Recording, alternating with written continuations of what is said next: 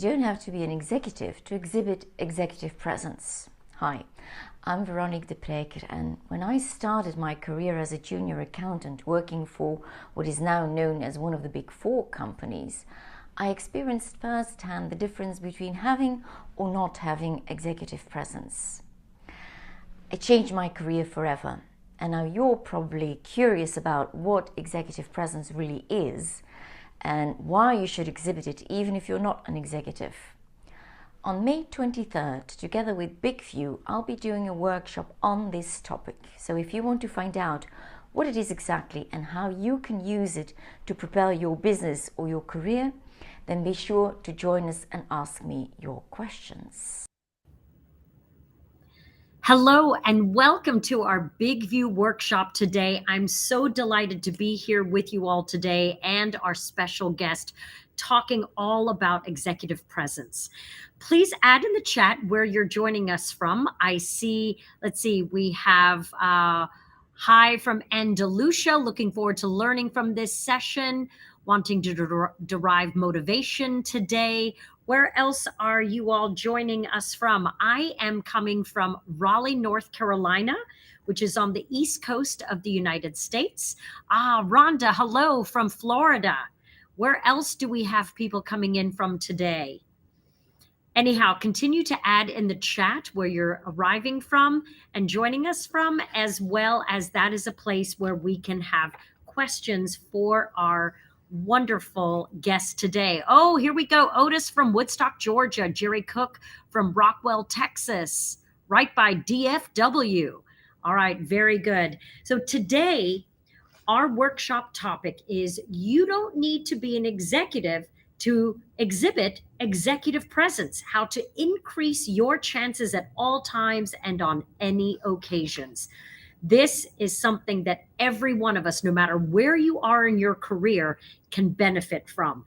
And our special guest today is Véronique De Prycker. As a junior CPA at a big four company, Véronique never had any problem when advising her clients, while all her junior colleagues experienced that clients went over their heads to ask the manager if their advice was legitimate.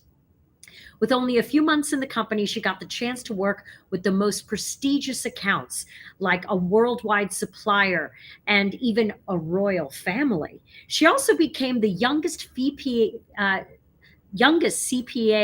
in her country, the youngest female CPA, that is, at the time, and got fairly easily promoted. She also became well known in the financial world, but there was something else that made that difference. Later on, she reflected on what exactly made that difference between her and her skilled and intelligent junior colleagues. The answer was that she had an X factor. You've probably heard that terminology before, that some of her colleagues missed. And in the professional terminology, that X factor can be described as executive presence. So please welcome to the stage, Véronique De Prycker. And just so you know, we will have a special giveaway from Véronique at the end of this session, as well as a special giveaway from Big View. So you want to stay with us to the end. Hello, Véronique. Hi, Sharon. And I'm joining everyone from Antwerp, the city of diamonds and chocolate and fashion in Belgium. Oh, I love it. It sounds very cosmopolitan and glamorous, full of people with executive presence, I bet.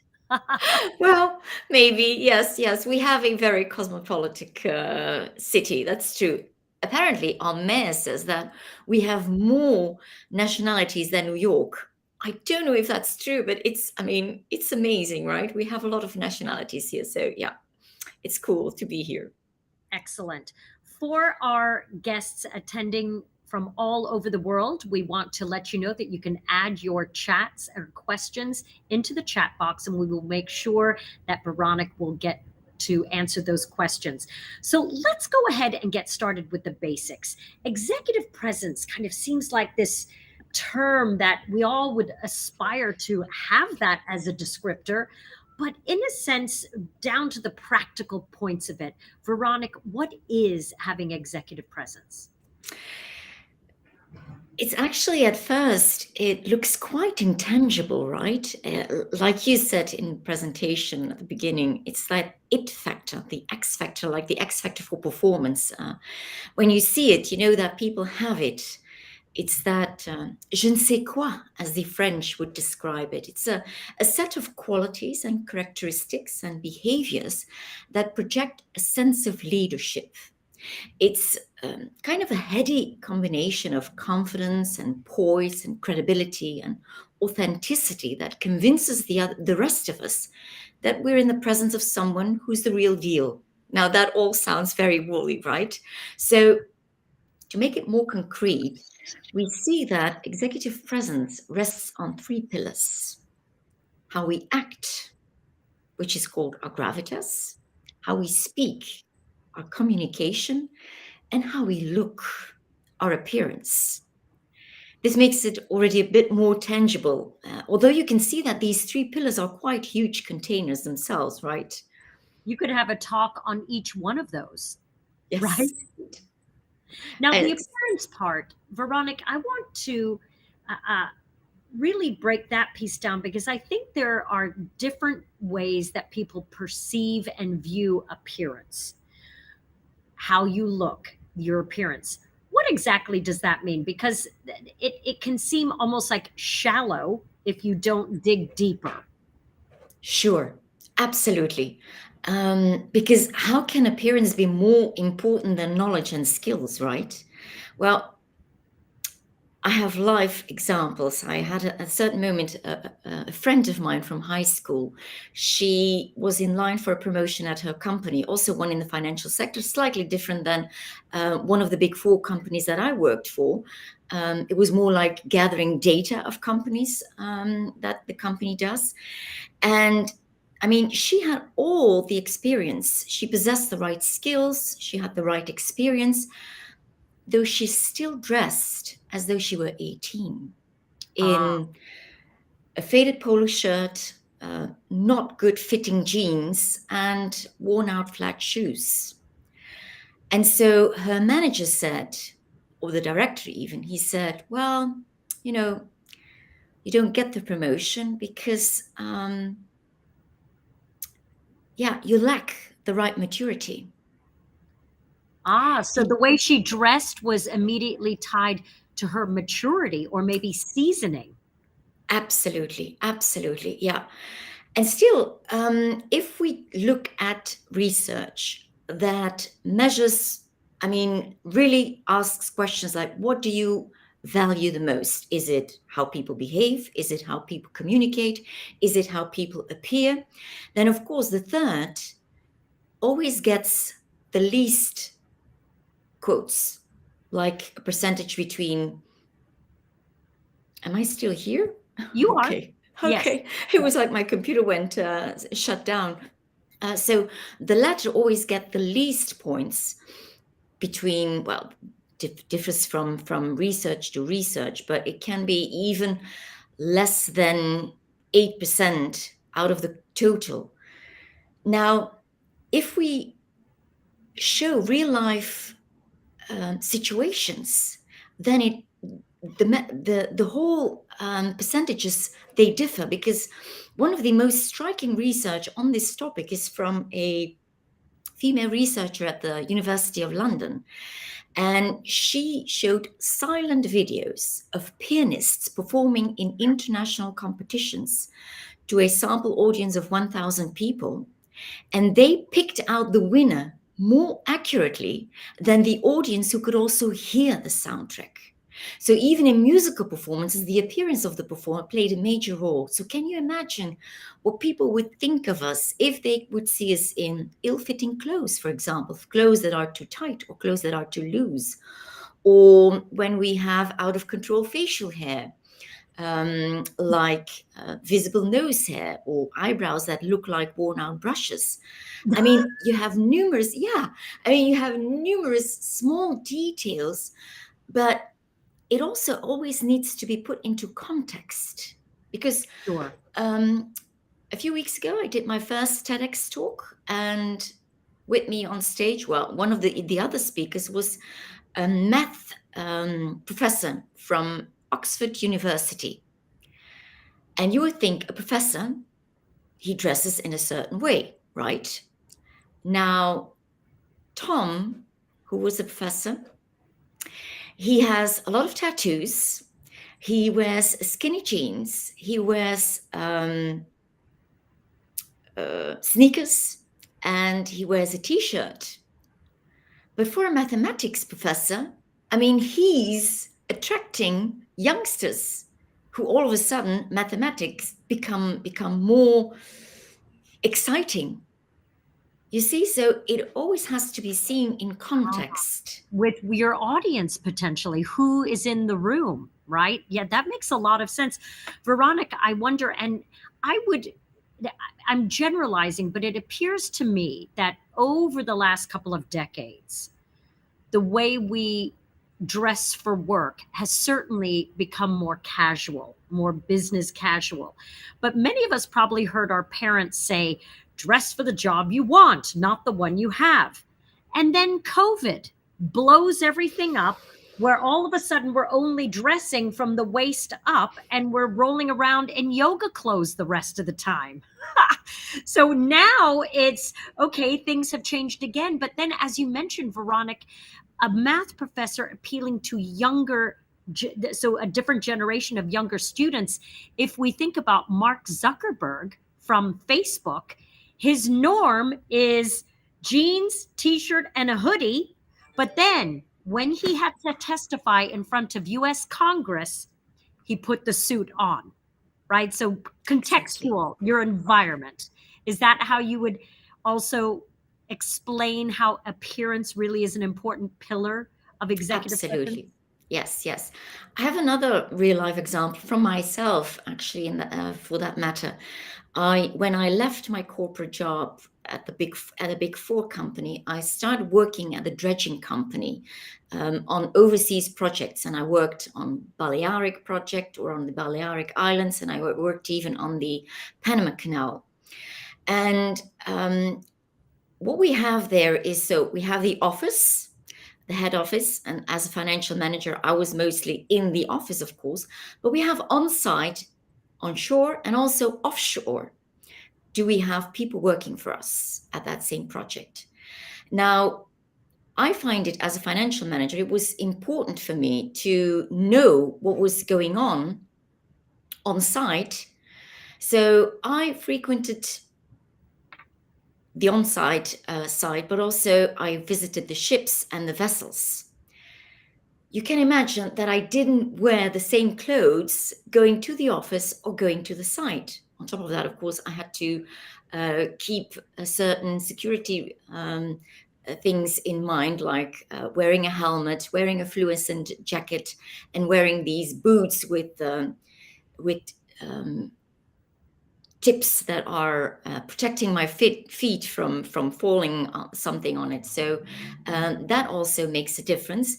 But of course, I dress the part. That's actually what is most important. Dress the part. Whether your sector is in building and in construction is different from when going to a client at a certain moment when you need to when you need to talk to bankers. So it's important that you, of course, respect your own personality to a certain extent, and then you also adjust to the situation and the context and the people that you're going to talk to.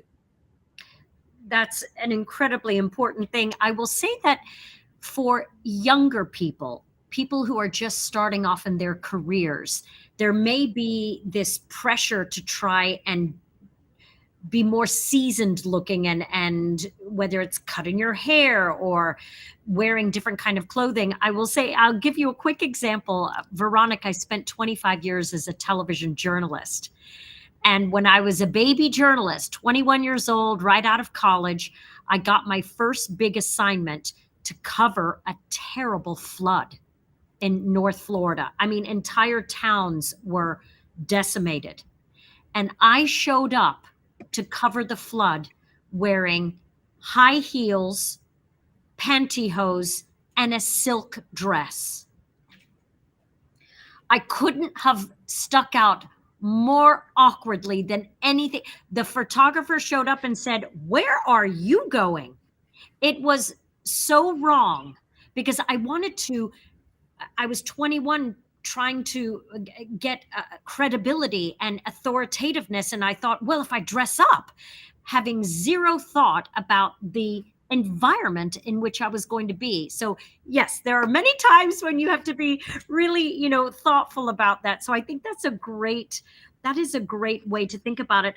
Another thing, speaking about generation, in your Mhm. notes, you had said that executive presence has nothing to do with a title, a function, or an age. And I think that people, when they think executive presence, they think of like older, more mature, very accomplished people. But young people can have executive presence too. Is that right? Oh, absolutely. Absolutely. I think that was my first experience with that because, as you said in the intro, I was not even a junior CPA. So I was not even certified as a public accountant. I was still simply an accountant. I was studying for my title as a CPA. And I started in that Big Four company in February. And they told me, Veronique, listen, in the first year, don't count on the fact that you will visit our clients alone. And I said, that's okay. I'm here to learn. I was very young. And so that was February.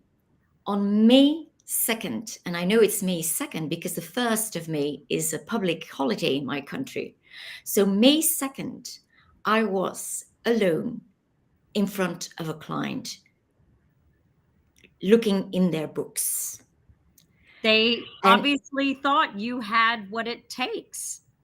yes, and that was, I mean, only later, a few months later, then at the end of that year, my personal mentor, he gave me all those big accounts because he trusted me and he took them away from a colleague who had 5 years more experience than I had. And at that same time, junior colleagues start asking me questions like, do your clients believe when you give them advice? And I looked at them like, yes, of course. Right, right. Yeah, why not? They said, well, they never believe me. They always go over my head and they ask our manager. It never happened to me. And I think it was because I dressed the part. Indeed, I dressed for the function that I was aspiring, but I didn't overdress, although slightly overdressed, not like the case you mentioned. Oh my gosh, poor you. I mean, I can imagine how you must have felt at that moment like, what am I doing here in my silk dress?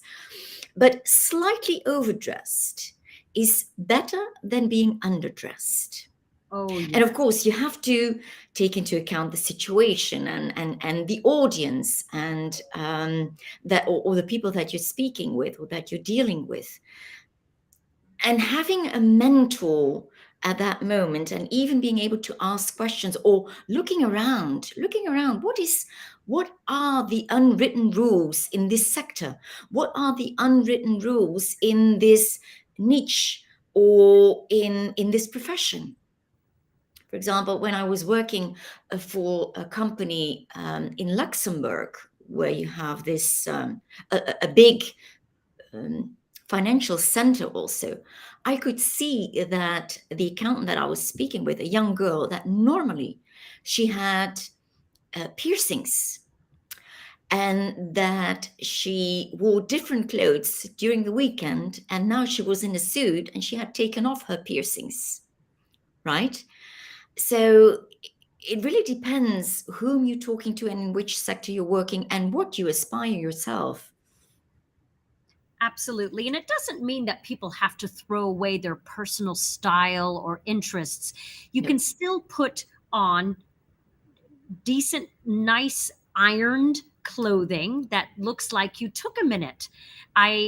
Prior to the pandemic, I had a lot of junior members of our staff at a digital marketing agency that I ran, and the graphic designers with purple hair, blue hair, green hair, piercings all over the place.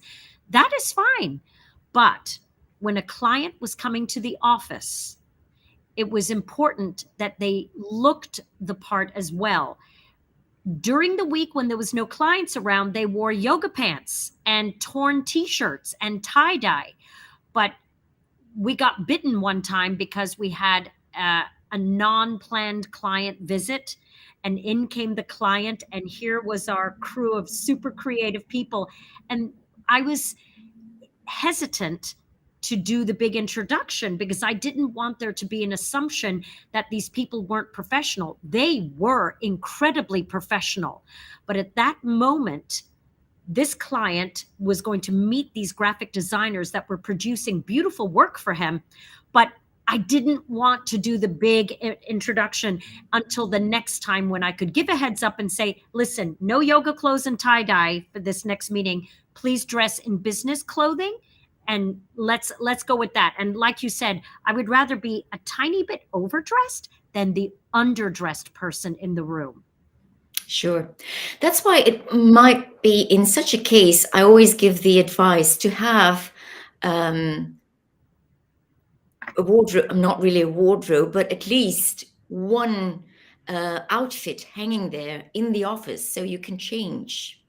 I mean, that's also something that men who need to go, or women who need to go to an evening event, then they can quickly change their shirt, a new shirt, putting on a new shirt, freshening up a little bit, or just simply, for example, changing a jacket, going from a formal jacket or a less formal jacket, like, for example, maybe a leather jacket on a nice pair of pants with a nice blouse. And then if you change that jacket, leather jacket, into a normal jacket like you are wearing right now, it completely changes. And that's how you can go through your day, meeting different people on different topics and dressing the part always. Very good. Well, if there are no questions in the chat that I'm not seeing at this point, I do like what one of our folks says: conclusion, dress to impress. But of course, keeping in mind the environment, right? That's actually a great summary. What I'd like to move on now is to the next pillar of gravitas, which is this. In the United States, Veronica, we would say that's a great SAT word. The SAT word is the exam that you take to get into college and university in the United States. But it seems like one of those words that you might not use in day-to-day conversation, but there's an element of X factor with gravitas. So how would you describe gravitas and what it means to have that? It's a huge container, of course. It's how we behave, how we act, what we do. And for example, think of a CEO who calls people unexpectedly to a meeting, even on a Sunday, whether they have family gatherings or not. And he doesn't compensate for the extra hours. Do you think he's respected? Or is he rather feared? And would people go the extra mile for him if there is a huge emergency and maybe he's in trouble? Or wouldn't they? So the behavior, it's in so many little details. It's about being honest, not even telling a white lie, even if you think like, oh, I don't even want to go into the nitty-gritty of things and just, waving it off with a white lie, or sending someone away with just a silly story. It's not because you are in a certain function and it's not because you have responsibility that people will just take anything.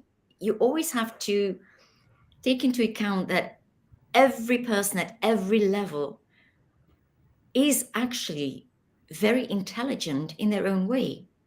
So you can never underestimate how you treat them. And you can at least treat others as you want to be treated, but better is to treat others as they would like to be treated, because then you're really taking interest in them. And then, because what I see, even in my function, what I'm doing here right now, I'm simply, or I consider myself simply like a medium that is passing on my knowledge. It's not about me. It's about all the people that are online right now, or people that will view it later on, for example. So it's about them. It's always about the other person. It's always what is in it for them. What can I do for them? That's how your behavior in general should be based upon, I believe. And then you can make great connections and a great impression. And as you very nicely explained, gravitas is an entire bucket full of many, many things. But the behavior piece, the behavior of a leader, and what does that mean to you? And what are the various elements? And I'd like to ask in the chat for you to participate.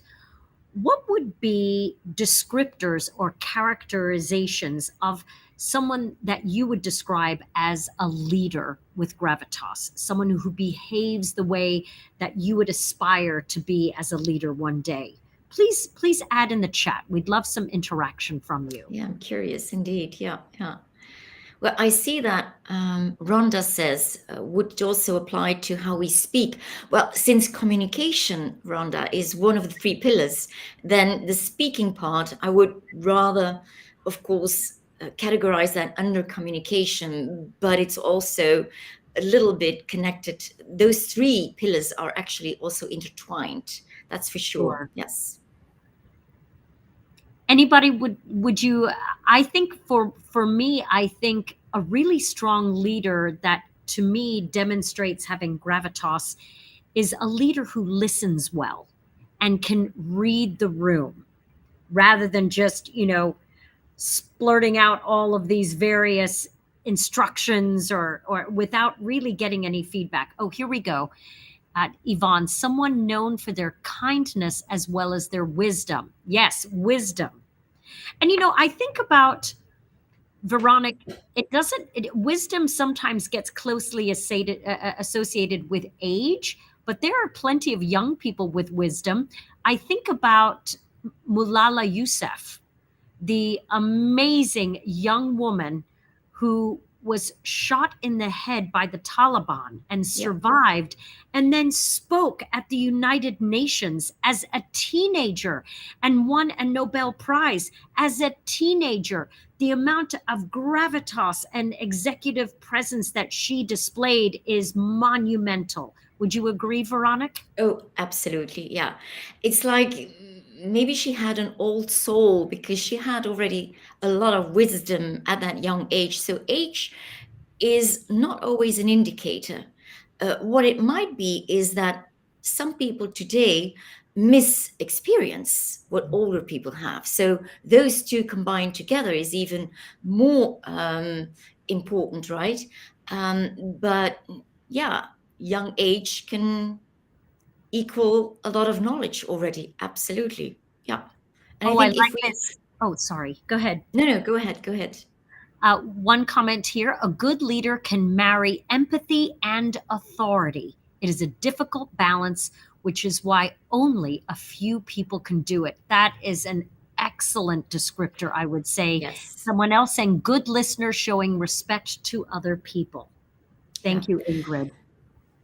Commanding a room is one of the characteristics that you need to be able to do as a good leader with a lot of executive presence. And so commanding a room is actually having that authority, natural authority, without expressing that authority, or without having to express that authority.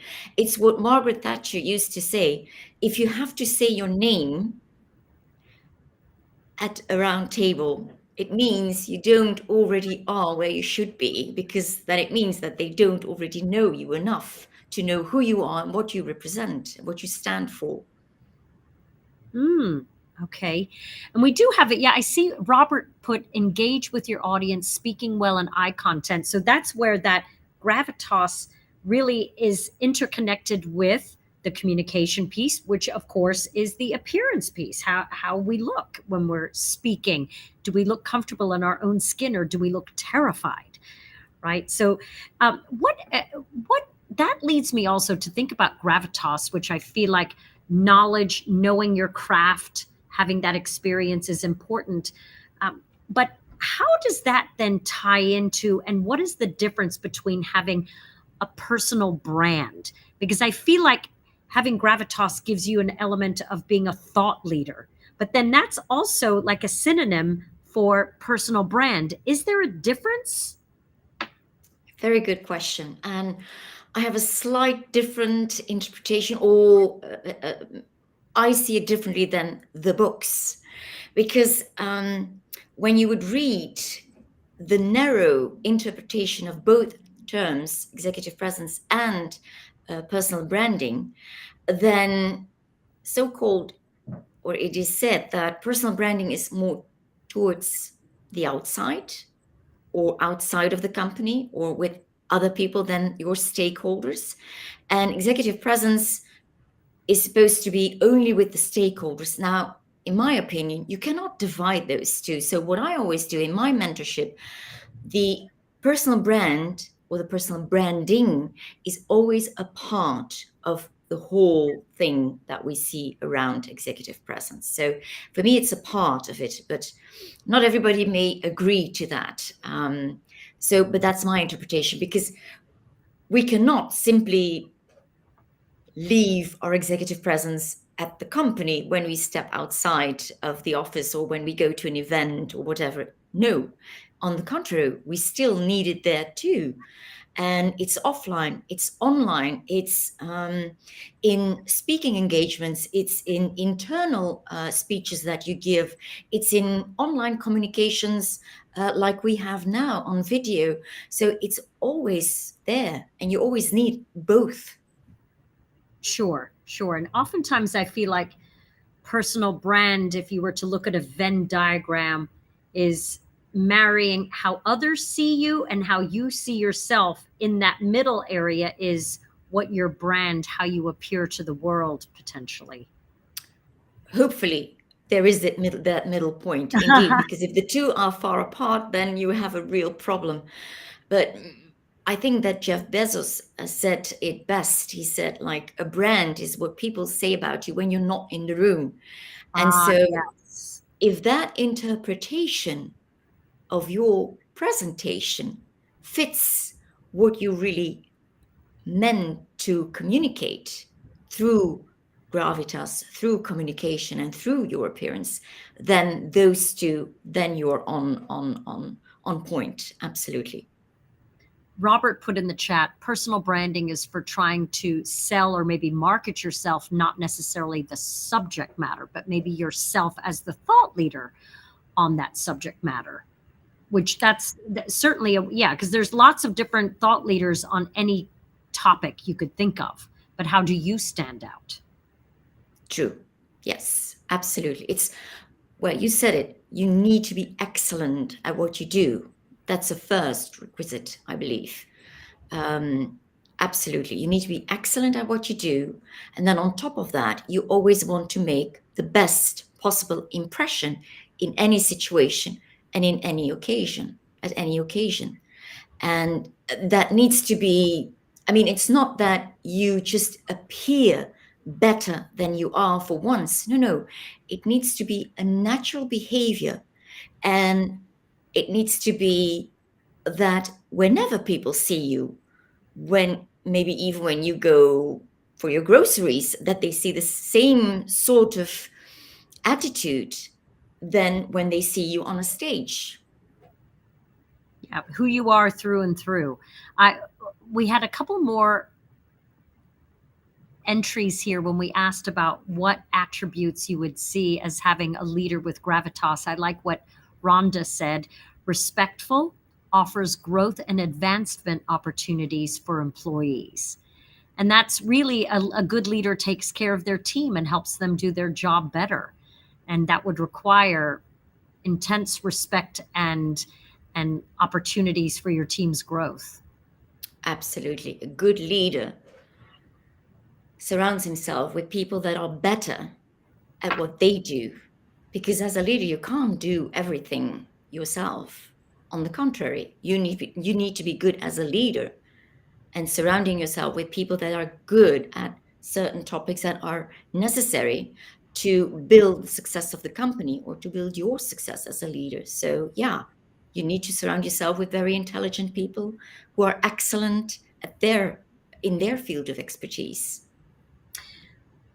As we move on through the pillars, we've talked about appearance, we've talked about gravitas. I'd like to talk a little bit now about the communication piece and what your priorities are when thinking about having executive presence as it relates to communication.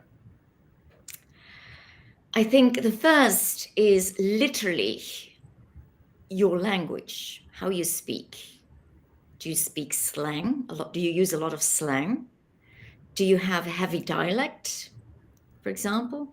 I had a colleague, and he's very knowledgeable in his field of expertise, and but he is from a certain region in our country that is known for their heavy dialects. And so he wanted to expand his business to a neighboring country that also speaks the same language, slightly different, sort of like American English and English. And so he gave a lot of free keynotes, a lot of free speeches, but he had that accent. And at first, it's quite funny to listen to someone with a peculiar accent or who has a cute way of speaking. But it soon becomes very frustrating if people simply can't understand you. And so that's what happened to him. So it failed. Expanding his business to that neighboring country just failed because people simply couldn't understand him. And that's what is bothering people. It's when you speak a lot of slang, when you speak with a heavy accent, when your voice is, for example, perceived as too mousy or too raspy or too shrill, especially for women. It's a disadvantage if you have a voice that is too shrill. And the problem there is people won't tell you because they don't dare to tell you. How would one have the self-awareness to understand how they sound? Do they record themselves? Do they ask a peer or a supervisor for very, very frank, open feedback? How would you determine this? Well, I think you and I both know that the first time or the first year maybe that we heard ourselves on video or on television, you probably were terrified about your own voice because it's different when you hear it on a screen. So it's not really a good indicator. Might be a bit of an indicator, but not really the best indicator. I think if you've never ever heard that someone likes your voice, that is already an indicator. And then, of course, the third step is asking someone to give you honest feedback, and ask someone who has the best of interest in you, because otherwise it might be that they are maybe envious of your success and then they give you bad feedback, while in fact you should receive normal or good feedback. So also the person that you can ask that question needs to be a bit neutral, but not negative about you, right? I will say that, there are a couple of considerations when thinking about if you have a heavy accent, that it can be a difficult challenge to try and change that, but it can be done. And if you really want to aspire to change the way you speak, hiring a voice coach can certainly do that. I know that when I was much younger, I spoke at a much higher register and I sounded a bit mousy. And in college, I had a professor who said, "My goal for you, Sharon, is for you to lower your speaking voice by a full octave And if you ever studied music, that's 8 notes. That's pretty significant.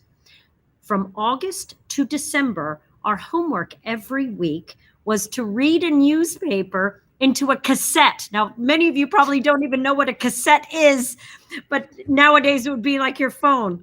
Read and into that cassette, and then we had to bring the cassette, and then they would play it back during class. And over the course of 4 months, I changed my speaking voice from here to here. And it is no surprise that I would end up seeking a career as a broadcast journalist where my voice is my instrument. It can be done with focused work. I see that there are people here who are adding in the chat that they've spoken with voice coaches. They can do wonders. They can also help you to lessen an accent if English is not your first language, or you're living in another country and you're trying to learn their language. I'm sure, though, Veronique, I can't even imagine how many languages you speak. I'm always so impressed. 5? Oh my gosh! 5 languages. Here in the United States, we speak Northern, Southern, and Western. Oh, Lord. All of the same. Yes. But it's true what you say. Most people think like, okay, this is my voice. No. Your vocal cords are surrounded by and connected to muscles. And since every muscle in our body can be trained, so can our vocal cords. So lowering your, like you said, your voice, your tone, and the tonality and the tone of voice, those are 2 different things. And you can really start to play with it. Absolutely. Yeah.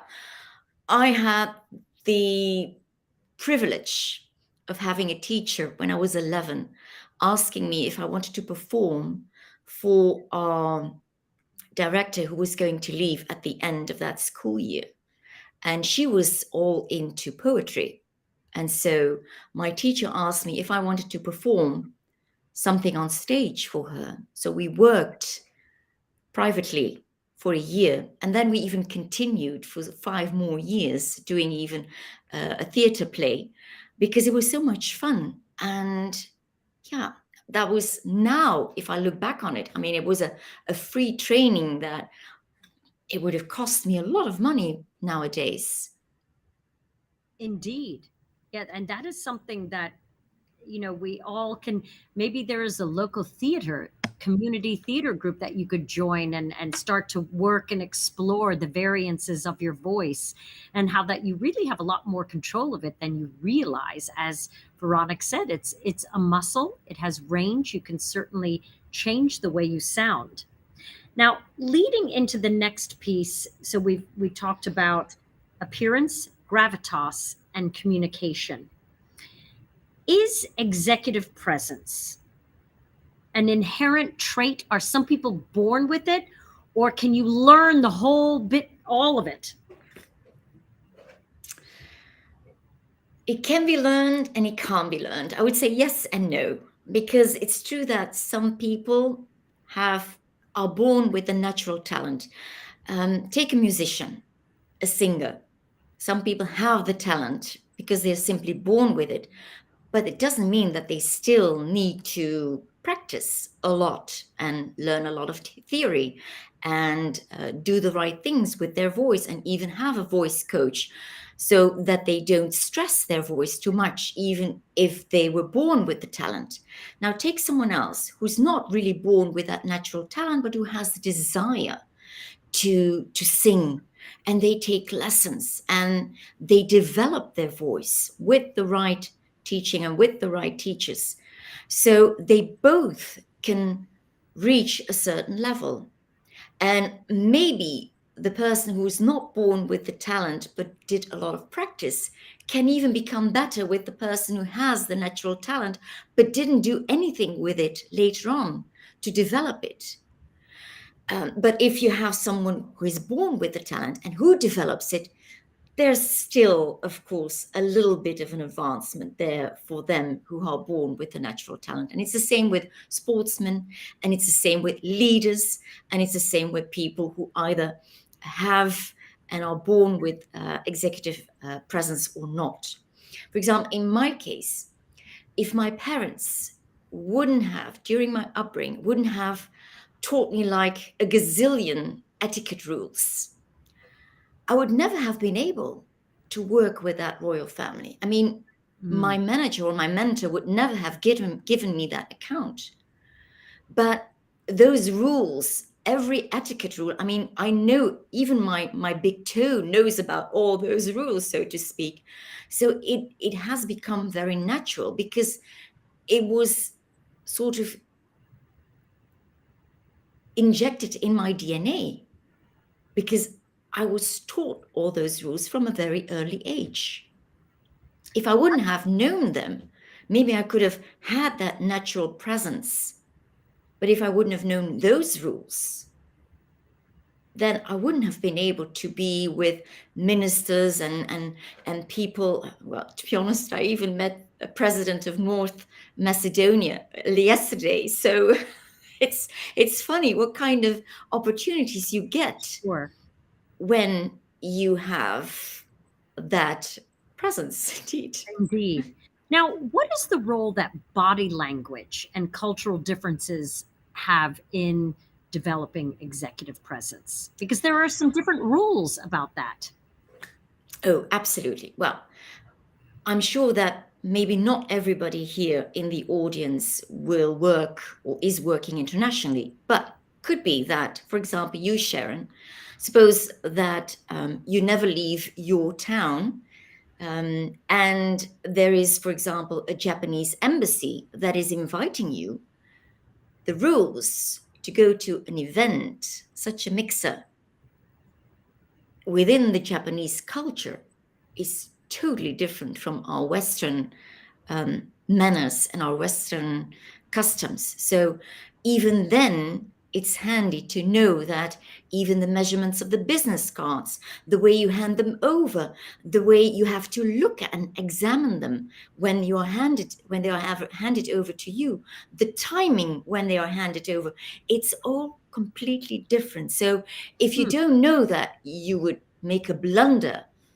I mean, it would always follow you around, right? The same, for example, if you're a man and you would work in the London financial district, it's a real no-go to wear brown shoes. Now, if you would do that as someone who's not aware, I mean, you would stay the laugh of the town for the rest of your life, right? Why? Simply because What's wrong with brown shoes? I don't know. I forgot, because I'm not a man, so and I don't have a client right now in that financial district, for example. But I know that there was a reason, and I forgot about the reason. But it's simply a custom that you do not wear brown shoes in the financial district in London. Yeah. So. Wow. So there are definitely things that you can prepare for. Absolutely. Now, the last piece before we finish up our time together. We are now living in a world where many of our meetings and communication take place online, very much like what we're doing right now. How can we also exhibit executive presence during a virtual communication? That's a great question. And yes, everybody knows somehow that there is an importance in there, because sometimes we even speak for the first time with an important prospect or an important client via this medium, via video. So how do you connect and how do you make that great first impression? I think you, Sharon, are also a very great example, because like we have taken care of our background, right? We are sitting in the right position, meaning that there is not too much air above our head. We show hands. We look in the camera. The camera is at the height of our eyes. So those are, because I can even go on for an hour if it's about having that great first impression and keeping and making a great connection via video. One last important one is, maybe you've seen it, how I started our communication, or how I started our conversation here at the beginning. I waved at you. And waving, at first, it looks a bit ridiculous, but once you are accustomed to it, and when you know the psychology behind it, because what do we normally do if we meet someone in person? We shake hands, right? Hands. Yeah. Yes, and shaking hands already, because we touch each other, there is an exchange of chemicals, or at least some chemicals kick in, the feel-good chemicals. And so the waving with a smile and saying hi to the other person is almost the same as shaking a hand. I love that. Okay. Now, how would you translate that to a very serious business meeting? For example, I work with multiple clients who are in the C-suite, who do presentations for boards, board of governors, board of trustees. And I don't know if I would be able to convince this one CEO to wave at the board when beginning a presentation online. What would be something that you would recommend for that? The male version of this could be just, hi, everyone. Oh, there. Hi, everyone. Oh, I like that. Okay. Yes, yes. And if he would know that the psychology behind it, that it's so valuable for the other people, that they are seen, that they feel seen, and that they sort of have some kind of contact, that's how it feels to them. So I believe you might be able to transfer at least that importance, and then he might start to practice with it, maybe with you or with his colleagues internally, just to find out how it feels. But I'm sure that he can find his own habit in that. Yeah, but it doesn't need to be like this. I mean, it's more Sure. feminine. Just that. Hello, Yes, everybody. just Oh, that. that's Hello, everyone. How are you okay. doing? Yeah. Yeah, that's not over the top. That's No. okay. Now, is there something where, and I like how you explained using the hands, because some people are afraid to use their hands when they're speaking. And in a virtual world, what I like to do, and I have the benefit of having done television news for many years, so I have this as part of my background, but I don't like to be way too close on calls. Nobody needs that much up close. I like to sit further back so that I can use my hands, because I've read that when you show your hands, you're also showing a little bit of vulnerability and showing that you're an approachable person. If you sat on your hands and didn't move them at all, it might make your delivery more stoic or stilted. Absolutely. Yes, for sure. Showing hands, like you said, it's showing vulnerability, but it enhances the trustworthiness, because people start to trust you. Now, there is a difference, because showing your hands like this is different than showing your hands like this. Mm. Or pointing with the fingers is even Ah, worse. yeah. Yes. So showing hands is not equal. So it's better that you open your palms, because that's, of course, yeah, in the old ages, that's where you show Yeah. that you trust the other person, because they can hit you here and then you bleed dead. So showing your hands like this is the best way. And what you said is correct. You need to keep a distance that you would also normally do in an offline meeting, which is for our region in the West, 50 centimeters. Oh, In China or in Japan, because they have a much larger population on a smaller piece of land, so to speak. So they are used to be closer towards each other. So they are used to like 30 centimeters. But for us, it would be very uncomfortable. oh, So, a lot of and you close also, talkers. sorry? A lot of close talkers for any Yes, Seinfeld fans. yes, yes, indeed. But even on screen, it's terrible when someone is so close that Way they're too right close. in your face. So, and you can't, I mean, it doesn't help that you put your computer like 1 meter away because they're still on that screen. So it's too impressive for the other person if you come too close. So an arm's length is actually a good way Oh, to measure that's a that. good measurement of it. Oh, very nice. Yes. Very good. Okay, well, we are starting to wrap up our time. And if there are any last questions, please pop them in the chat. But at this point, we would like to go ahead and tell you about the special offer that Veronique has for us today. Fire away, Veronique. Well, you've also already heard that offline networking is, of course, a very important part of showing yourself, making your brand, and also showing executive presence. And I meet a lot of people that are sometimes they think that networking is very icky. And because I also work with a lot of more introverted people, so they always want to know the nitty gritty of how it works. So I have a freebie with 123 tips on how to network properly. And so they can download it. I'm sure that the link will be shown soon, so they can download it. They can enter their email address, and then they will get it into their mailbox. Excellent. That is terrific. And you're right. Networking is a big piece of your branding, getting to build those relationships. There it is, 123 tips to becoming a networking ninja.